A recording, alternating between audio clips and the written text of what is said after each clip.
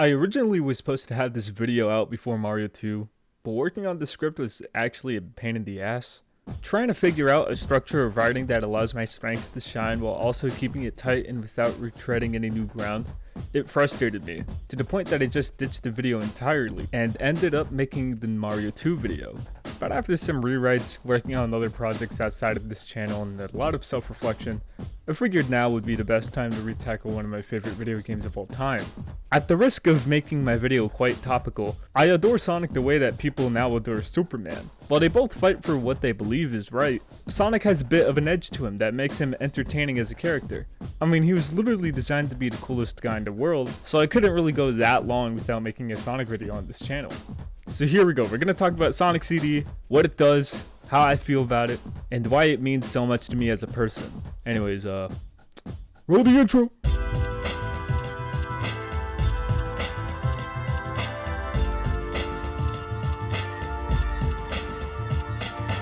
A brief recap of Sonic up to this point. Sega wanted to take a piece of that Mario Mania that was going on, but to do that they would need a new mascot to rival the Red Plumber, and let's face it, this guy wasn't gonna cut it. So they created Sonic the Hedgehog, a fast blue rat that goes on loop-de-loops and beats up a mad scientist. His first game came out in 1991 with Sonic the Hedgehog. A complete dogshit game, by the way. I don't know how this crap sold the public on Sonic. Maybe I should make a video on about that, I don't know. The game was good enough that Sonic became one of the faces of 90s gaming. Sega started working on a sequel, but due to conflicts between the American and Japanese divisions, they parted and worked on different games for the Blue Blur. The Yankees made Sonic 2, focusing more on the fast-paced and rewarding gameplay of Sonic 1, while the Japanese worked on this game, Sonic CD. It was made for Sega's new Genesis and Mega Drive add-on, the Sega CD, which we'll talk about as we go on with this review. The project was directed by Naoto Oshima, the original character designer of the Blue Blur. Alright, that's all the preamble. Let's just jump into it. The first level of this game is Palm Tree Panic, and it follows the trope of let's make a plain grassland and blue sky introduction. Green Hill, Emerald Hill, Angel Island, Palm Tree Panic. Not complaining at all though. They all have their own unique distinctions, and they all serve the same purpose of easing the player into their respective adventures. A brief note, I'm not going to try to go too in depth with the level design for most of this review, because I am not a game designer, let alone a level designer. There are other resources and videos that go into that more thoroughly, so I will try to find some and link them below if you're interested in that. Anyways, what do you do here? You run, jump, spin around, go fast. I mean, you've probably touched the controller before, so I'm sure y'all know a little bit about that stuff. Unless you're an infant, to which, why are you watching this? Go play the piano or something. Running around, you'll find these poles with the future or past label. That's because this game has time travel. Passing through one of these while maintaining momentum for a couple of seconds will transport you to a new version of the level. In fact, almost every level has 4 iterations: past, present, good future, and bad future. So in the future, Eggman takes over this planet you're on, called Little Planet, a small mystical world that appears above Neverlake once a year. Robotnik basically industrializes the shit out of this planet that it becomes a dystopia, the type that would be a clanker's wet dream. So if you truly want to beat the game and obtain the good future, you'll need to do a bit of extra work. In Sonic 1, if you've collected 50 rings before reaching the end post, an even bigger ring will appear, allowing you to enter the special stage. The same thing happens here, though instead of being vomit-inducing, they're actually fun to play. Also, what does Sonic do with these rings? He's definitely not wearing them. Do you think he gives them to a lover? Perhaps a harem? Maybe he's into big hedgehogs, which, I mean, hey, nothing wrong with that. What was I talking about? Oh yeah, special stages. Once you get in, you'll realize that you spawn in the 3rd dimension. There are robots you must defeat and water you shouldn't touch. Take them all down and congrats, you got a time stone. There are 7 of these stones and 8 of these stages. Don't ask why, that's just how it is. Though, remember what I said about these not being vomit-inducing? I lied. These visuals make me feel like I'm in a blunt rotation with the Beatles. And for whatever reason, I've got a hyperfixation on some yellow submarine. Gaining any amount of speed seems like a hindrance most of the time, but with most things, you'll get used to it as you keep playing. This is the more casual method of getting the true ending, because there is another way of becoming the Sonic CD.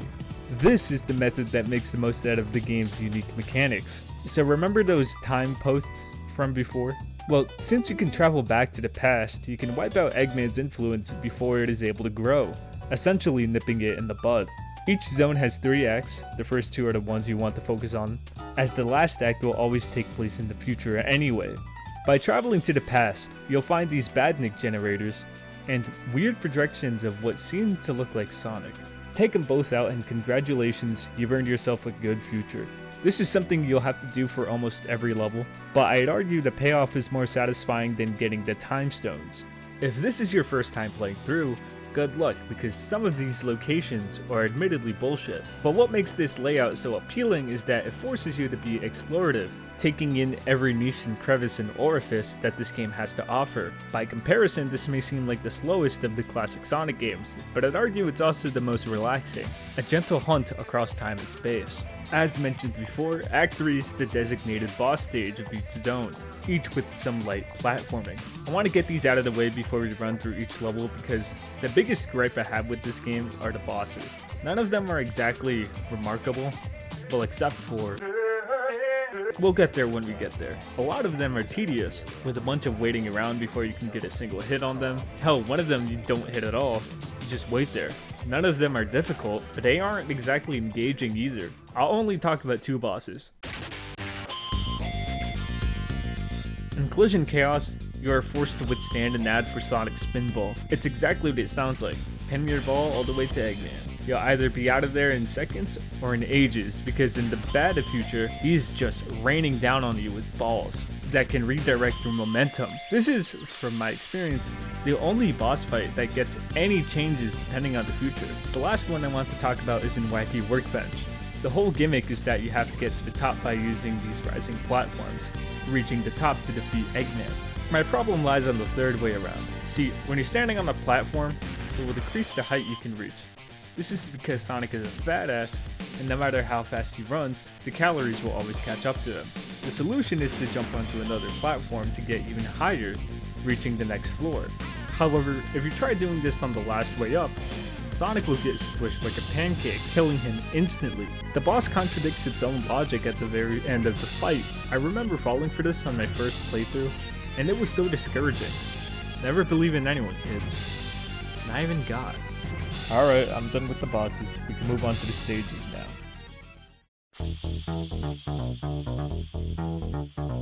The first thing I want to point out is that this game in general has an incredibly vibrant color scheme, with each zone usually focusing on one color as their identity. And this also applies to each iteration of a level. Allow me to try and explain the coloring of each time period. The present seems to be the most vibrant, emphasizing the here and now. Sonic is the type of guy to live in the moment, so obviously his perception should reflect that. The past uses more natural colors, with less saturation. You'll find some nice banana yellows and a lot of green, with the only exception being metallic madness. It's to show a contrast of how beautiful it looks now versus how it will look if Eggman has his way. The bad future uses very dull colors, as if every ounce of life was sucked out of the area. Lots of grays, browns. There is an instance of neon green yellow in Quartz Quadrant, a color that, while vibrant, still evokes that dystopian outcome. It looks sickly and manufactured.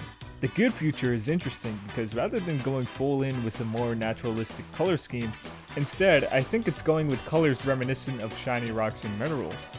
Things like gold, emeralds, amethyst. It's kind of a stretch, but I think it reflects how Sonic views nature's beauty. Shiny like a diamond. Because remember, the root cause of Sonic's and Robotnik's rivalry all the way since Sonic 1 is nature versus industrialization. And this game, I'd argue, is one of the best at showing their conflicting ideologies. I like that the series doesn't even play devil's advocate. They just straight up tell you that this shit is awful. We already talked about Palm Tree Panic, so we're gonna head into Collision Chaos. The deal with this stage is that it's an in-between of Sonic 1's Spring Yard Zone and Sonic 2's Casino Night Zone. So you'll be spinning and bouncing a lot here. It's also where we meet Amy Rose, the damsel in distress of the story. Whenever Amy is around, he seems more annoyed with her presence rather than joyful. But I'm glad Amy is getting more character traits rather than being a blind Sonic fangirl. She makes for a good leader and can think rationally when times are rough. I am referring to the portrayal in Sonic Frontiers and the IDW comics. Now, to keep in touch with YouTube's needs, I'm going to put all of these levels onto a tier list. Therefore, Collision Chaos is going in A and Palm Tree in B. Both are pretty enjoyable. Next stage is Tidal Tempest, the mandatory water level in this game.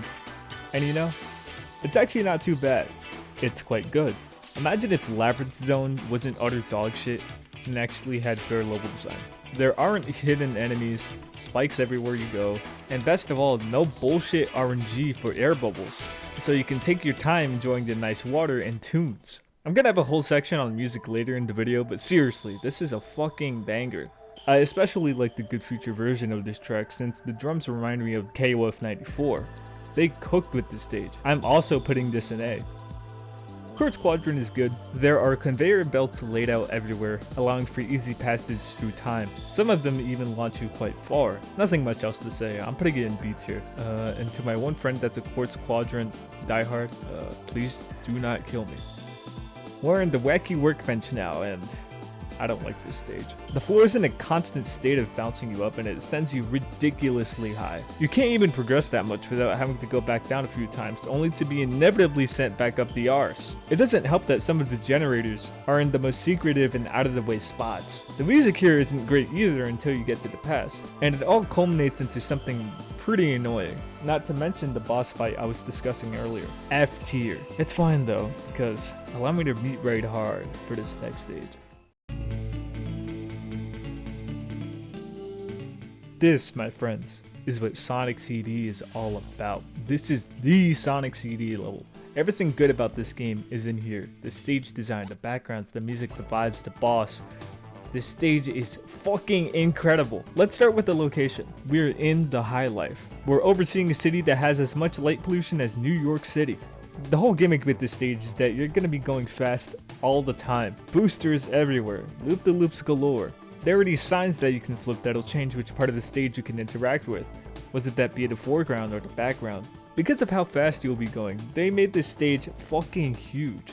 This is by far the biggest one in the game overall. The one major complaint with this level is that because of its high-speed nature, the level can feel a bit simple, not leaving too much substance. And yeah, I could see the argument.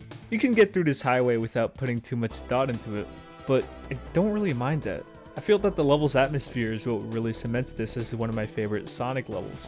The purple night skies, the glimmering stars, the roads are made out of fucking brass instruments. At least the level design ensures that time traveling isn't a hassle. Last time I'll mention music for now, but man, this shit is so funky, dude. Though my favorite rendition of Stardust Speedway is the past theme from Sonic Mania. It's just so smooth, it almost convinces me I'm getting laid tonight. And that fucking boss, in a game with the most lackluster bosses, for some reason they drop Peak in the middle of the pack. Metal Sonic is the greatest representation of what Sonic is against. So what does Sonic stand for? He is a cocky, freedom-loving, heroic, fast hedgehog that saves the day by preventing the spread of Eggman's industrialization. And what is Metal Sonic? An emotionless, controlled, malicious, fast robot whose only purpose is to assist in Robotnik's domination over Little Planet. He is fully convinced that Sonic is an inferior version of himself, that he must surpass in every way, and it makes him so irate that despite his sole purpose is to beat Sonic at his own game, he could never do it. Oh my god, that's cinema.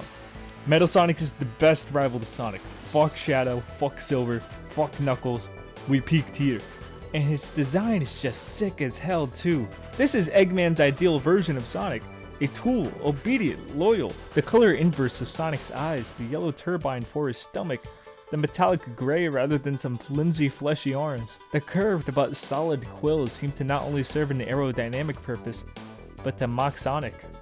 God, he is so fucking cool. And we didn't get to the boss fight yet, the one thing that ties this all together. This isn't a typical hit the enemy multiple times type of deal. Nope. It's a simple race. Yeah. Eggman testing the one thing that Sonic is known for, his speed. The audacity of this mad scientist to even attempt surpassing the fastest thing alive. It is perfect. The ultimate test of nature versus machines. And in the end, Sonic comes out on top. You can't fix what's already naturally perfect. Metal Sonic is the ultimate symbol for everything that Sonic stands against, and that is why he is my favorite Sonic character. Hell, one of my favorite characters in all of fiction. I am always picking Metal over Sonic. He is just that goddamn good. Oh, and I guess Amy is here too. Hooray! All of this puts Stardust Speedway at a solid S tier. Far, far one of the greatest moments in the history of Sonic the Hedgehog. So, how do you follow up on Peak? That's easy. You don't. Metallic Madness is okay. It's the longest zone in the game, but it's also the most linear, going against any of the explorative and freeform nature that the game has been going for. But I can see why they did that. If Metal Sonic is Eggman's goals personified or robotified, then Metallic Madness is his utopia. Keeping Sonic controlled and constrained is exactly what Eggman wants to do, knowing where he is at all times. The Truman Show of Sonic CD, if you will. I can appreciate the philosophy of the stage, but as far as actually playing it, it's alright. It never reaches the peaks of some of the other stages, so for its last stage, I'm gonna put Metallic Madness in C tier. Then all you have to do is beat up this windmill, and just like that, you've completed Sonic CD. A short game with tons of replayability. It's definitely not the best classic Sonic game. That'd probably go to Mania, but let's be honest, that game is cheating. But Sonic CD is still the one I'd play through more. There isn't any game like it in the series, as future Sonic games would emphasize more on gaining momentum and maintaining speed, and those games are all fun regardless. Now before we finish this video, I had to give a section for the music in this game. This is a very special case because this game actually has two soundtracks, a Japanese one and an American one. You'll notice that compared to the other Genesis games, this OST has a cleaner sound. And this is due to the Sega CD's capabilities. Not only can it play higher quality audio, but it has significantly more storage space and even allows for video playback, albeit very limited. This explains the beginning and ending animations produced by Toei, and the ability to store multiple versions of each stage. Sonic CD would have likely been an entirely different experience if not for the new hardware. I mean, they probably could have put Click on here if they wanted to. But back on the music, both soundtracks are quite good and have different approaches to their sound. The Japanese OST falls more in line with the Sonic music that we're used to today. High energy, bombastic, and a bit over the top. There were even some vocals in these songs, like in Sonic You Could Do Anything and Cosmic Eternity.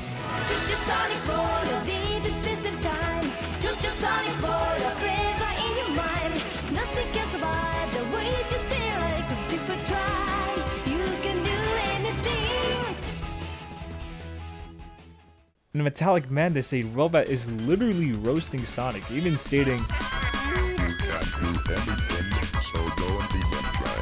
Get some help. Don't do what Sonic does."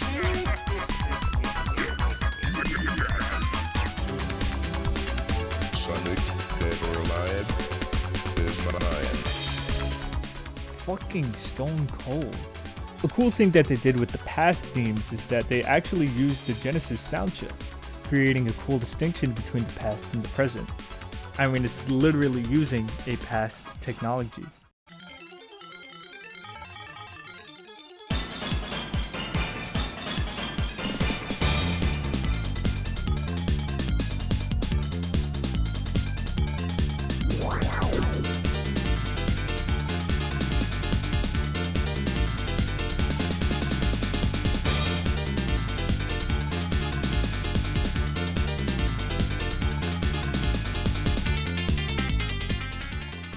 The OST was composed by Naofumi Hataya and Masafumi Ogata, and they both did an incredible job.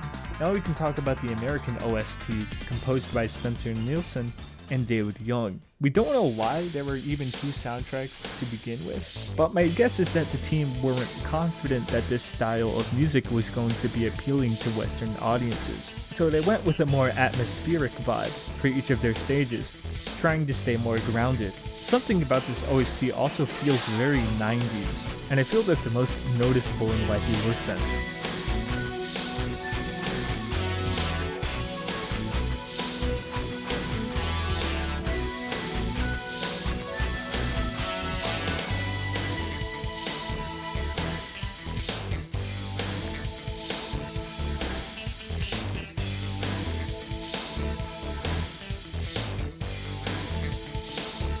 I'm not even kidding when I say the stage is way better when playing with this version. The tracks that show these differences the most, in my opinion, are the boss themes. The Japanese version is trying to get you pumped up and ready for battle.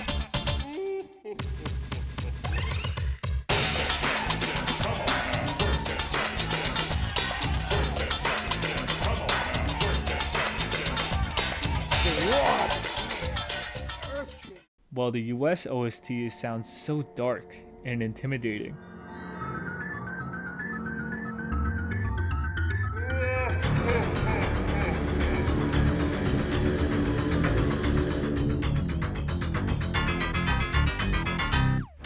There is no difference between the past themes in both OSTs, however. Overall, both are great listens, but I think I'm gonna be a sheep and just say that the Japanese one is slightly better. It's more melodically driven, and it does just fit with Sonic more appropriately. Alright, let's close out this video once and for all. As a child with a developing and malleable mind, seeing Sonic was probably one of the best things to ever happen to me. I'm going to get a bit cheesy, but seeing what he believes in changed how I view life. More impactful than the years of religion that I have gone through. Sonic is carefree, fighting for what he believes in, sticking with his friends. Traits that I find quite admirable. A man that follows his instincts while not being the perfect goody two-shoes. And I'm not saying I'm all of those things. I'm as human as anyone. I have my own doubts and fears and insecurities that can get in the way, but I feel that my guts are right most of the time. I have found that it's better to have faith in your decisions rather than overthinking on what could happen, dwelling on the what ifs.